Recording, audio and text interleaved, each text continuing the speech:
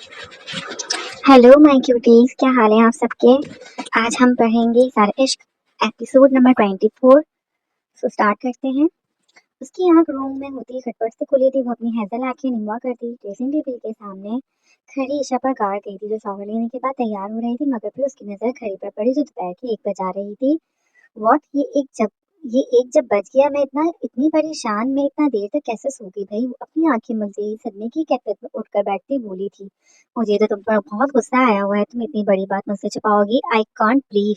ईशा अपनी सियाह आंखें घुमाकर नाराजगी के आलम में बोली थी, क्या तुम्हारी भैंस भगा दी है मैंने। जो गुस्सा आया हुआ है इशू, मैं इनोसेंट हूँ। शैम अपनी आंखें पिटपिटाकर बोली थी, मेरी तो नहीं, अपनी जरूर भगा दी है। और मुझसे बिल्कुल बात नहीं करना। अगर कोई ऐसी बात हो रही थी तो तुम मुझसे डिस्कस। यार कौन सी बात, तुम क्या बोल रही हो ईशा।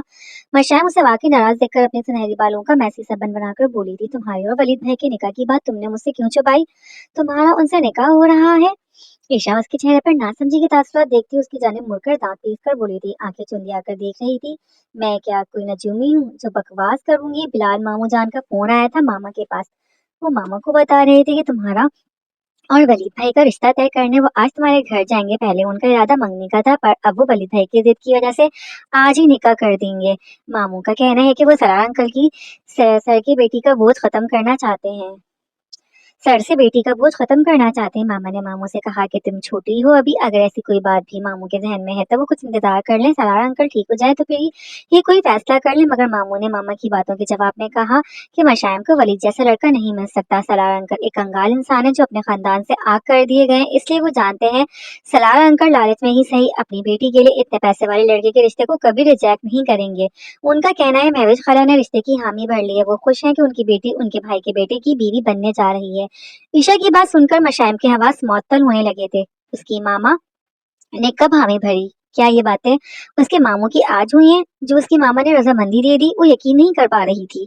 मामा ने क्यों इनकार नहीं किया, क्यों मुझसे और बाबा से पूछे बगैर हाँ कर दी। मामू ये बात झूठ, अगर झूठ होता तो खाला से वो ये सब क्यों कहते। उफ, कहाँ फंस गई हूँ मैं। अल्लाह ताला प्लीज हेल्प मी। मेरा ये भूस मेरा ये भूसा बड़ा दिमाग क्यों नहीं कर रहा, काम क्यों नहीं कर रहा, इतनी अजीब सी घबराहट क्यों हो रही है। वो सबसे सोच रही थी। ईशा उसको खामोशी बैठे देखकर मजीद बोलने लगी, सलार अंकल 2 बजे तक हॉस्पिटल से डिस्चार्ज हो जाएंगे और आज का ग्रैंड लंच पूरी अंसारी फैमिली वलीद अंसारी की निकह में वलीद अंसारी की निकाह की खुशी में सलार अंकल के घर में करेगी, जिसकी अरेंजमेंट मामू खुद करेंगे। इश्क दो खुफकी से मशाइम को बता रही थी, जबकि वो गुस्से से अपने सुर्ख होंठ नीचे ईशा की बातें सुन रही थी। तुम क्यों चुप हो मिशी, जल्दी से रेडी हो जाओ, हमें टाइम से जाना है खाला और अंकल के घर पहुंचने से पहले। और हाँ, मुझे वलीद भाई की कॉल आई थी, वो बोल रहे थे कि हम दोनों को पिक करने वो खुद आएंगे, तो तुम अब जल्दी से रेडी हो जाओ। उन्होंने तुम्हारे ये ड्रेस भेजा है, तुम्हारा फेवरेट कलर, मुझसे पूछ रहे थे तो मैंने बता दिया। ईशा मशाइम को गूंगी बने लाल होते देखती बोली थी, क्यों चुप हो। वो उसे खामोश सोचे धूप में देखकर थोड़ा सा लाउड होकर बोली थी, मेरा मोबाइल कहाँ है। ईशा मशाइम का लहजा बेफिक्र और ऐसा था जैसे उसे किसी भी बात में कोई इंटरेस्ट ना हो। चार्ज पर लगा था, ये लो। ईशा उसे मोबाइल पकड़ाती अपने से बाल ड्राई करने लगी। तुम कुछ नहीं बोलोगी। मामू ने कितने हर्टिंग वर्ड्स यूज किए सलार अंकल के लिए। ईशा मिरर में से उसका अक्स देखती उसे लब खींचते मोबाइल पर कुछ टाइप करते देख रही थी। मैं करके दिखाऊंगी। मशाइम किसी को टेक्स्ट करने के बाद अपनी ही जल आंखों में चिंगारियां लिए बोली थी, क्या करके दिखाना है। ईशा उसके इतने शदीद लहजे पर ठटकी थी। कौन से कपड़े मेरे लिए भेजे हैं, अमीर मामू के रईस बेटे ने। वो मोबाइल पर मुसलसल देखती फिर से कुछ टाइप करने लगी थी।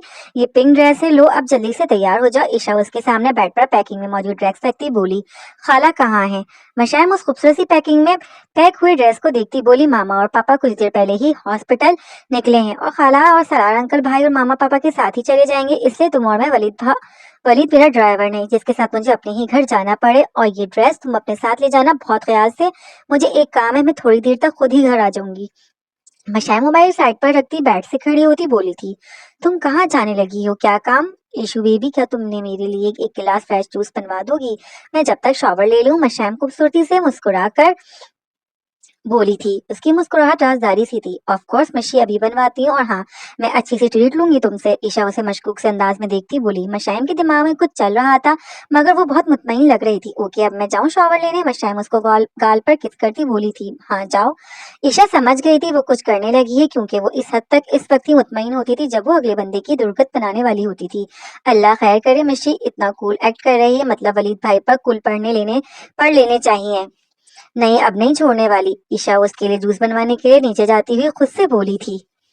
वो मशाइम के लिए जूस और सैंडविच लाती रूम में एंटर हुई थी जब उसकी नजर मशाइम पर पड़ी, जो मिरर में अपना फाइनल लुक चेक कर रही थी। वो ब्लैक कलर की बहुत खूबसूरत सी चिकनकारी की फ्रॉक में मलबूस थी, जो उसे पेंडलों तक आ रही थी। उसके सफेद खूबसूरत से पाँव रेड नेल कलर और ब्लैक पेंसिल हील्स में और भी ज्यादा चमक रहे थे। उसकी कमर तक आते घने सुनहरी बाल स्ट्रेट ओपन थे।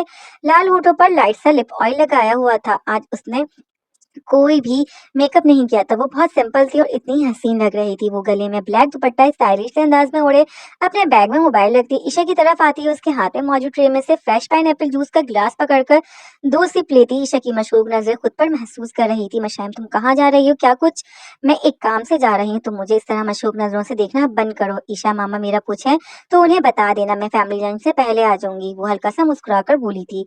ओके, तुम वाकई आ जाओगी ना? ईशा सीरियस होकर इंतजार करने लगी थी। इशू में अगर नहीं आऊंगी तो सीन कौन क्रिएट करेगा? आफ्टर ऑल स्टार्टअप करने वालों को एंडिंग भी तो देखनी होती है ना। वो आंखों में शोले लिए बोलती दरवाजे की जाने बढ़ी थी। नाश्ता तो कर लो। ईशा उसके खतरनाक इरादे भांपती बोली। अब मैं लंच ही करूंगी, रिच रिच मामू के पैसों का। वो काटदार लहजे में बोलती हुई निकल गई थी। अल्लाह ताला प्लीज कुछ गलत ना हो। मशाइम ने सर फाड़ देना है आज, शायद मैं क्या करूं। ओहो, उनकी कॉल क्यों आ गई है? ईशा खुद जूस पीती और सैंडविच खाती बोल रही थी जब उसके नंबर पर वलीद की कॉल आने लगी। हेलो भाई जी। Okay, no problem. उफ, चलो शुक्र है ड्राइवर आ रहा है, वरना मैं क्या बोलती। मशाइम कहाँ चली गई है? ईशा जल्दी से अपना रूम समेट कर वलीद का मशाइम को भेजा गया निकाह का आउटफिट और बाकी की ज्वेलरी अपने हाथ में पकड़ती नीचे चली गई थी। वलीद अंसारी का ड्राइवर पिक करने आने वाला था। वो शायद किसी जगह स्टक हो गया था। ये दूसरा ऑफिस कितना दूर है इनका? शुक्र है लोकेशन सेंड कर दी। अगर खुद आ जाते तो मैं ईशा को क्या बोलती।